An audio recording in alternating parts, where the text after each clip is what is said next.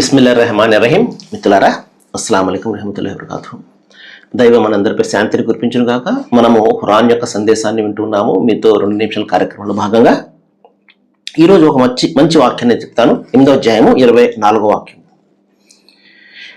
దైవం ఈ విధంగా చెప్తున్నాడు: విశ్వసించినటువంటి ప్రజలారా, అంటే తనను నమ్మినటువంటి, తను ఒక్కడే అని మనసా వాచ కర్మేణ నమ్మినటువంటి ఓ విశ్వాసులారా, దైవ విశ్వాసులారా, అల్లాహ్ పిలుపునకు, ఆయన ప్రవక్త పిలుపునకు జవాబు పలకండి.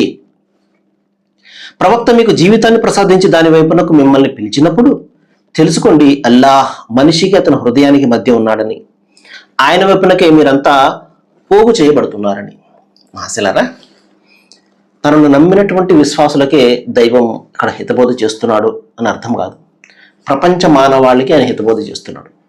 అందులో నమ్మినటువంటి వాళ్ళు నమ్ముతారు, కాదు అన్నటువంటి వాడు తిరస్కరిస్తారు. ఎందుకంటే ఇక్కడ పరీక్షా ప్రపంచం కాబట్టి ఇక్కడ స్వేచ్ఛ మనకు ఇవ్వడం జరిగింది.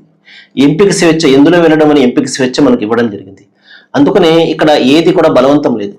తనకు నచ్చినటువంటి మార్గాన్ని తను అనుసరిస్తాడు.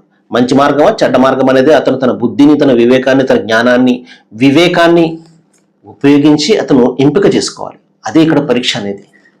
ఇక్కడ అయితే ఏ మార్గము అనేది దైవము రకరకాల విధానాల ద్వారా, పద్ధతుల ద్వారా తనకి తెలియపరుస్తాడు. తన జీవితంలో 2 మార్గాలు చెప్తాడు. ఇన్నా హదేనాకుం సబీలా ఇమ్మా షాకిర ఇమ్మా కఫూర్ అంటాడు. నేను 2 మార్గాలను చూపించాను, మీరు కృతజ్ఞత అయినా చూపించండి, లేకపోతే కృతజ్ఞత అయినా చూపించండి, మీ ఇష్టం అది.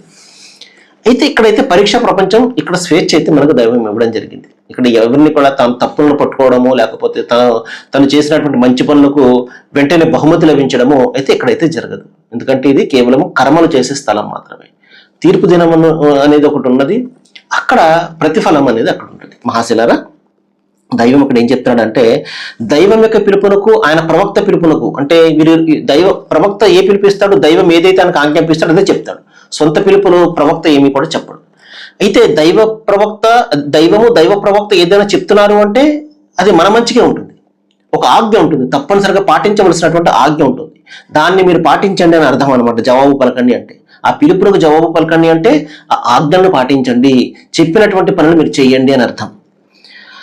ప్రవక్త మీకు జీవితాన్ని ప్రసాదించే దాని వైపునకు పిలిచినప్పుడు, అంటే స్వర్గం వైపునకు, సాఫల్యం వైపునకు, సక్సెస్ వైపునకు, విజయం వైపునకు ఆయన మిమ్మల్ని పిలిచినప్పుడు వాస్తవంగా అవి మన మనోకాంక్షలకు వ్యతిరేకంగా ఉంటాయి. మన మనసు దాన్ని కోరుకోదు.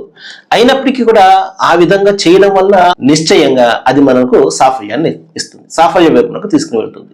సర్వే జన సుఖన భవంతు.